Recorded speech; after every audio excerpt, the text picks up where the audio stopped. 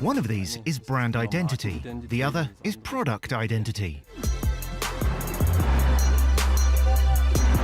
Brand identity means recognizing that the car is a Porsche. Product identity means recognizing which Porsche it is.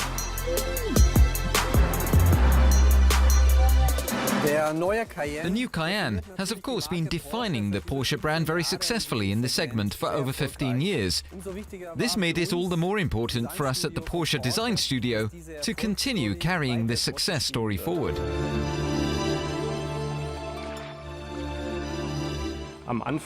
It all begins with a sketch. This sketch is elaborated on and thereby finds its way into the digital world.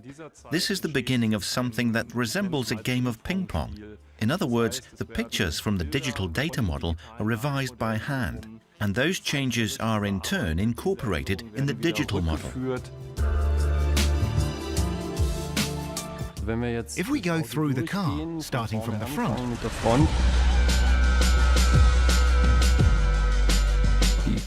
the wings have become a little more pronounced when viewed from the front, also as regards the shape of the headlights. Looking inside the headlight unit, you see that it is maximally modeled in 3 dimensions. The large air inlet vents, which are typical of a Porsche, are of course there for technical reasons, but they're also upgraded by very beautiful fine details such as these fins, which are functional too, of course. The previous model already had a very dynamic roofline, in my opinion. But we have done some more work specifically on this line, as well as on the outline of the side windows. We now have a markedly flatter roofline, which makes the vehicle sportier. We have also designed a very beautiful dynamic outline for the side windows, making it look even more like a sports car. I always say the 3 most important aspects of automotive design are 1. The proportions, 2. The proportions, and 3. The proportions. The relative size of the wheels compared with the body is extremely important, of course. When it comes to the fine-tuning, this includes the design of the rims, which can be made to look a bit bigger. Looking from the rear, we have Porsche's typical brand identity. The cockpit is drawn inwards. We have these shoulders. We have the ribbon with the rear light, which is part of the brand identity. The story behind this is simply that we introduced the ribbon to the sports car as a new element. And this design element was then consecrated and became part of the Porsche brand identity. In purely stylistic terms, the ribbon of the rear lights help us to distribute the volume better. The car looks distinctly more lightweight.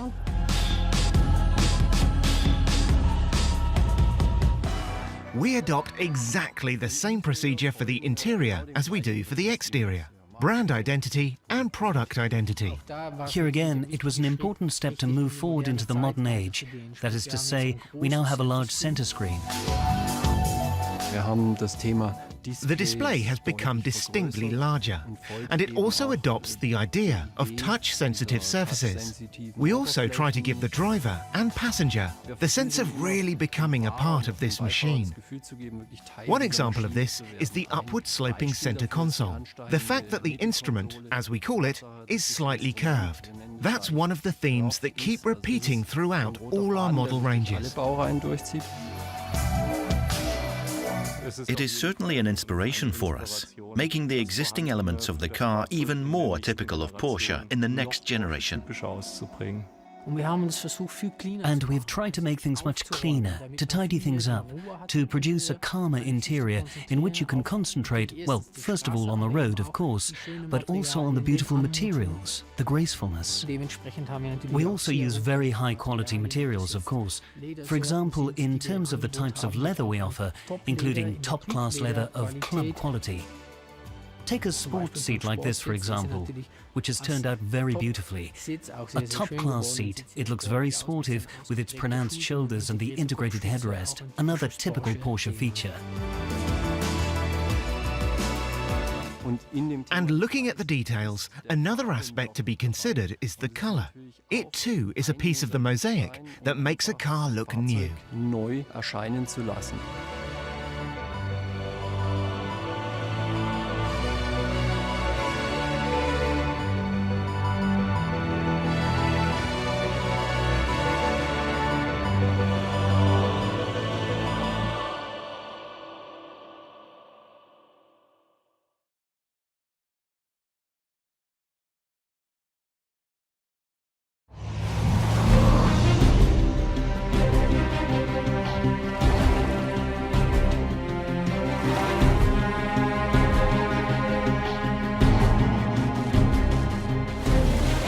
Beim E3 waren es knapp 3 Jahre, wo wir immer wieder sogenannte Gesamtfahrzeugerprobungen gemacht haben in verschiedenen Klimazonen. Wir waren mehrmals in der Kälte. In Kanada waren wir unterwegs, wir waren in verschiedenen warmen Gegenden und wir hatten auch eine Dünenerprobung. Sag mal, wir sind ja daran interessiert, Fehler zu finden, deshalb machen wir diese ganze Geschichte auch.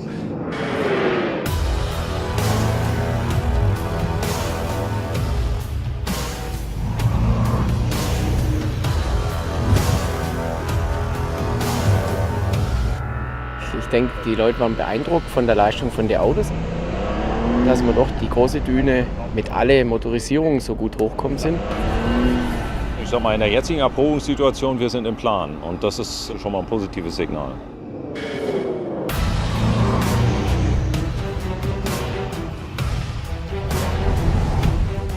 Ja, es ist ein Härtetest für das Kühlsystem des Fahrzeugs, für die Getriebetemperaturen, alle Achsgetriebe, gerade die Kupplungen, Allradkupplung, Hinterachsdifferentialsperre, die ganzen Bauteile, das ist ein richtiger Stresstest.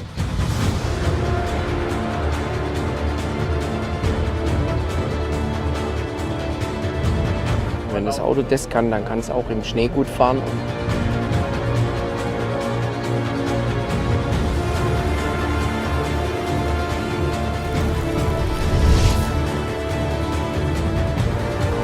Die Bedingungen waren perfekt. Wir hatten auch Glück, wir hatten Schneefälle und die absolute Kälte.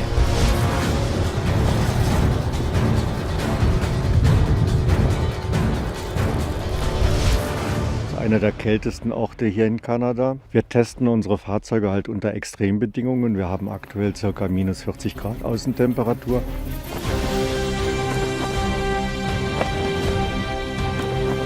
Wir brauchen auch Schmuddelwetter zwischendrin, darum fahren wir auch immer hoch in den Norden, in die Kälte und zurück, damit wir auch die Übergangswetterlagen und auch Schlamm, Steinbewurf, viel Schnee, Tiefschnee, damit wir halt alle Bedingungen abfahren. Man merkt von Entwicklungsstufe zu Entwicklungsstufe, wie sich die Fahrzeuge auch optimieren. Der Cayenne ist da ein Fahrzeug, legt da die Messlatte recht hoch. Der muss auch nach so einer Schlammschlacht oder nach Tiefschneefahrten muss alles funktionsfähig bleiben. Da muss auch noch ein gewisser Fahrkomfort sein, wenn man im Offroad fährt. Das Fahrzeug muss eine Sicherheit ausstrahlen, eine Ruhe. Ein SUV, der muss das einfach können. Wir wollen sehr viele Kilometer fahren in verschiedenen Fahrzuständen. Das heißt, wir wollen Städte sehen, wir wollen Landstraßen sehen, wir wollen Berge sehen, um möglichst, ich sage mal, viele Fehler zu finden, dann natürlich auch entsprechend abzustellen.